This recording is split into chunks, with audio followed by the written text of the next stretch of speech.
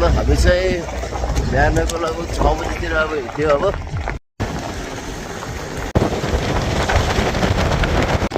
ल हेर्नुहोस् त त्यो बल सानो रहेछ ल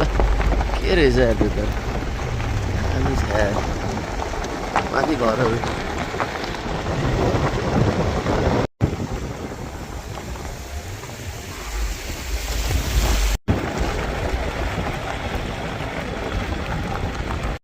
सो हामी चाहिँ अहिले समर गाउँमा आइपुग्यो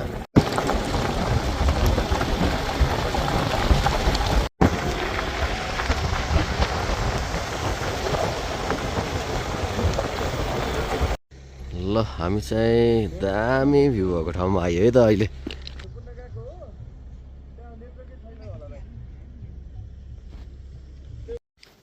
ल इट फिल्स लाइक हामी चाहिँ एकदमै टप अफ द वर्ल्डमा छ है कस्तो दामी भ्यू त ल बब्बाल त सनराइज भइरहेको छ है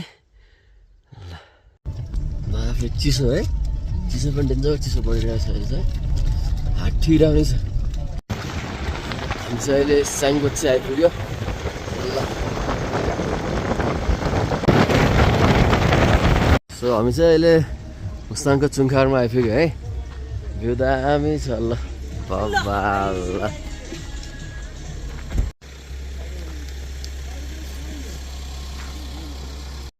यो चाहिँ हाम्रो भित्र यहाँ चाहिँ हाम्रो अब ब्रेड अमलेटहरू चाहिँ हामीले तलैबाट ल्याएको थियो यो चाहिँ याकको छालाको बनाएको है हामी चाहिँ बिहानको 5:40 हिँडेको थियो अहिले चाहिँ 7:15 चाहिँ यहाँ आइपुगेको छ सो यहाँ चाहिँ घर चाहिँ पुरै यो माटो बनाउँदो रहेछ होइन यस्तो हाइटमा पनि यहाँ तल पुरा खेतीपाती भएर चाहिँ स्याउ होला त्यो चाहिँ होइन अनि यहाँ चाहिँ पुरै रोप्नु आएको छ सो हामीले चाहिँ यो प्याकेजबाट चाहिँ ब्रेड र अमलेट आउँदो रहेछ माथि चाहिँ हामी माथि आएर खाइरहेको छ तल होटलबाट प्याक गरेर अनि खानेकुराहरू पनि ठिकै छ त्यस्तो हाइटमा आएर पनि खासै महँगो चाहिँ छैन रहेछ है मिल्क टीको 60 ब्ल्याक टी 30 होइन खाना सादा खानाको 400 पर्दो रहेछ सो रिजनेबल छ प्राइसहरू चाहिँ खासै त्यस्तो महँगो चाहिँ छैन सो अब चाहिँ 7:45 भयो हामी चाहिँ खाजा खाएर अब जाँदैछौँ माथि यस्तो डेन्जर भएको है गाडी नै पल्टेको ल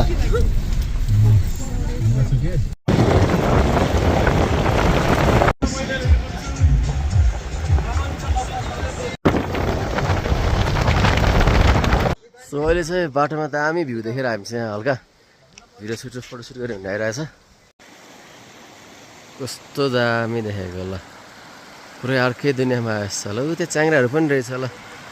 च्याङ्राहरू चलिरहेको छ त्यहाँ मजाले ल ल यस्तो हाइटमा पनि मजाले यस्तो सफा पानी बगिरहेछ है कस्तो दामी भ्यू त बा उताबाट गाडी धुलो उडाउँदै आइरहेछ ल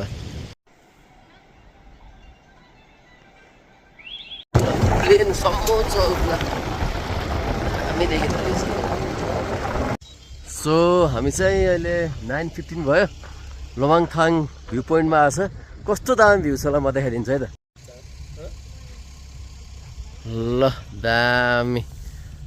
त्यो चाहिँ हाम्रो लोमाङथाङको गाउँ होइन यहाँ चाहिँ टावरहरू पनि मजाले टिप्दो रहेछ एनटिसीको भ्यू पनि कस्तो दामी ल गाडीहरू सर त्यहाँबाट आउँछ होइन ल हामी चाहिँ लोमाङथाङ आइपुग्यो वेलकम टु लोमाङथाङ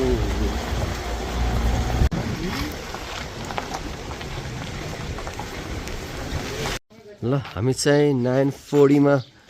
लोमाङथाङ आइपुग्यो अहिले सिकाइरहेको छ यहाँ लोमाङथाङमा चाहिँ दरबार रहेछ सो हामी दरबार जाँदैछ है त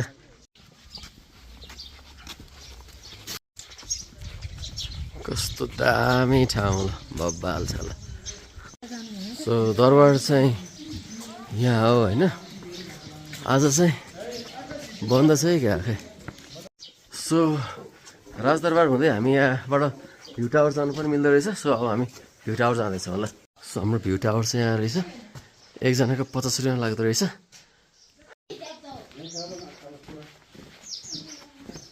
प्रनिसा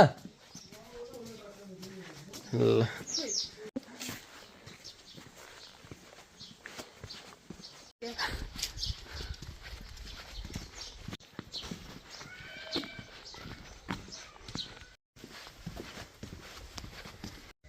यहाँ चाहिँ यस्तो ढुङ्गाहरू हुन्छ ढुङ्गामा चाहिँ यो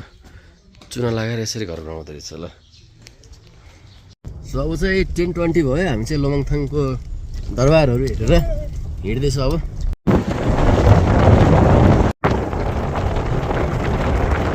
ल हामी चाहिँ 10:35 मा चाहिँ अहिले खाना आएको छ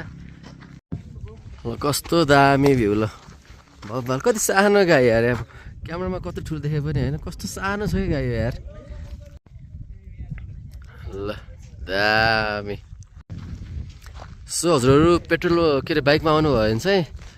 पेट्रोलहरू पनि यहाँ पाउँदैछ पेट्रोल डिजलहरू पनि ल हाम्रो खाना खाने ठाउँ सो हाम्रो खाना चाहिँ हाम्रो डाइनिङ रुम यहाँ चाहिँ यहाँ चाहिँ हामीले यार्सा गुम्बा छ नि यही नै उम्रेको होइन यहीँको उहाँहरूले टिप्नु भएको सो मैले पनि दुईवटा लिएँ दामी छ ल हजुरलाई पनि मन पऱ्यो भने चाहिँ यहाँबाट लिँदा हुन्छ पस्नुहुन्छ हजुरहरू पनि ल हामीले चाहिँ एन्जल रेस्टुरेन्ट एन्ड गेस्ट हाउसमा खाएको थियो यो चाहिँ लोमङथाङ छोसर है त अनि चाहिँ यहाँ चाहिँ भेजको 450 अनि चिकनको चाहिँ 550ले पर्छ अनि चियाको चाहिँ त्यही 50-60को रेन्जमा पाउँछ सो आउनुभयो भने चाहिँ पैसाहरू लिन सक्नुहुन्छ सो इन्जोय गर्नु होला ल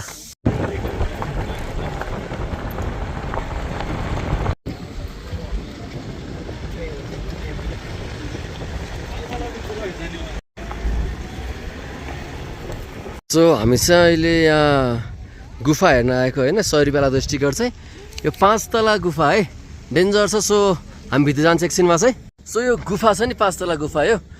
चाहिँ one of the best places रहेछ है यहाँ आयो भने चाहिँ 100 रुपियाँको टिकट काटेर आउनै पर्ने ठाउँ रहेछ दामी छ हेर्नुहोस् त ल भ्यू ल दामी भ्यू यता हेरे पनि दामी छ उता हेरे पनि दामी छ है अर्कै दुनियाँमा छ ल अर्कै दुनियाँ ल बब्बाल ल अब चाहिँ हामी भित्र जाँदैछौँ यहाँबाट माथि ल माथि 5-7 तला छ ल के रहेछ हेरौँ है त ल भित्र छिर्ने ठाउँ चाहिँ यहाँबाट रहेछ है कहाँ हो माथिबाट हात हल्लाउँदै हुनुहुन्छ ल हेर्नुहोस् त ल त्यहाँबाट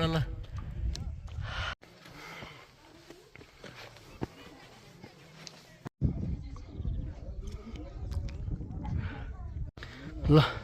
अब हामी भित्र छिर्दैछौँ त्यहाँ देखेको छ नि सबै त्यो त मान्छेहरूको मूर्ति जस्तो छ यार हेर्नुहोस् त ल गणेश भगवान्को मूर्ति जस्तो छ यता साइडको राइट ह्यान्ड साइडको होइन बाल त मान्छेहरूकै फेस हुन्छ नि कुनै एन्सियन्ट सिभिलाइजेसनको तिनीहरूलाई गएर जस्तो छ यार सो गाइस अब हामी छिरौँ है त ठाडै उकालो छ यार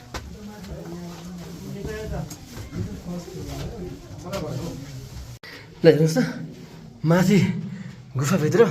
पुरा च्याम्बर छ यार डेन्जर छ यार च्याम्बरहरू त्यहाँ चाहिँ यो त मान्छेहरूले बनाएको यार सो गाइस म 3rd फ्लोरमा आइसकेँ है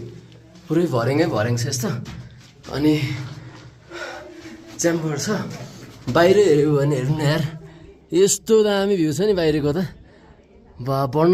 वर्णन हुन्छ नि गर्नै सक्दैन कि यहाँ पहिलाको सिभिलाइजेसनको मेबी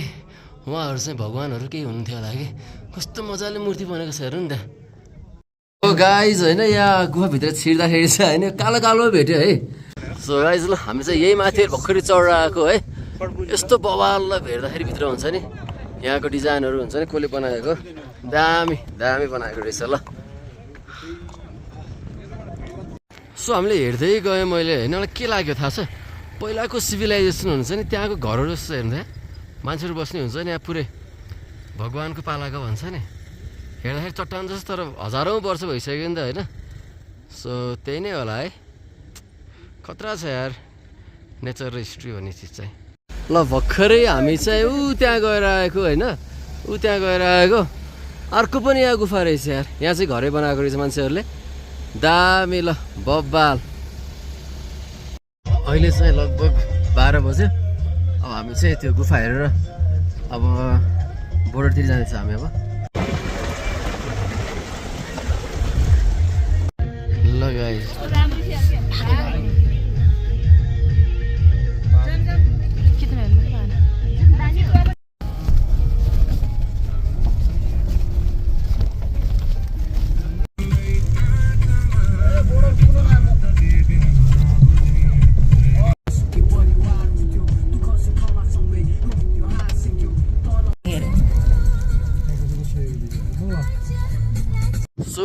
3:20 भयो हामी चाहिँ अहिले यहाँ होइन यस्तो दामी छ नि भ्यू त है ल दामी छ ल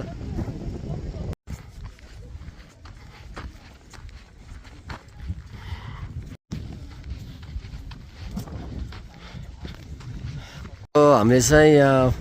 केरलामा आएर यो याकको सानो पाउँदो रहेछ कि यो चाहिँ लिएर जान लागेको अब चाहिँ धेरै नबस्छु जस्तो लाग्यो हामीलाई पनि एकदमै हावा लगाइरहेछ सो अब हामी फर्किन्छौँ अब गाडीतिर सो हाम्रो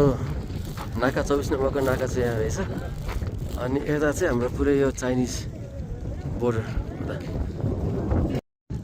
सो एउटा कुरा चाहिँ मलाई एकदम अचम्म लाग्यो है उता चाइनाको बोर्डरमा क्या दामी दामी बिल्डिङहरू छ होइन दामी बिल्डिङ छ कि चाइनामा चाहिँ अब नेपालमा त खै केही पनि छैन त नेपालमा त अब यो टेन्टहरू छ पुरै खाली छ सो गभर्मेन्टले अलिकति काम गर्नु पऱ्यो यसमा सरकारले चाहिँ अलिकति नेपाललाई पनि राम्रो बनाउनु पऱ्यो है अब यस्तै बनाउनु पऱ्यो नि त ल तिब्बतियन जर्मन सेफर्ड है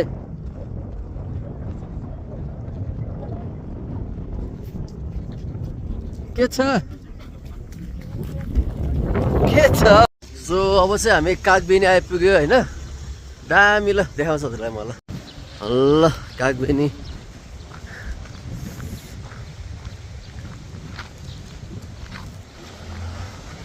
कस्तो दामी ल बब्बाल ल मेरो पछाडि चाहिँ गाडीको अरू मान्छेहरू चाहिँ चिसो हावा चलेर आउनु भएको छैन है म चाहिँ तल लाग्यो ल है ल यहाँ चाहिँ सरातीहरू गर्ने ठाउँ छ हावा चाहिँ डेन्जर लाग्दो रहेछ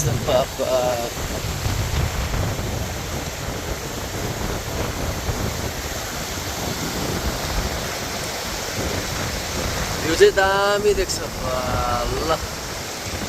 सही छ ल हावा चाहिँ अति नै मान्छे उडाउने जस्तो लाग्दैछ हावा चाहिँ तर पनि फिट छ है त ल दामी ल बब्बाल ठाउँ चाहिँ ल सो अगाडिसम्म जाउनु कस्तो रहेछ हेर्नु है त पुरै ढुङ्गै ढुङ्गा छ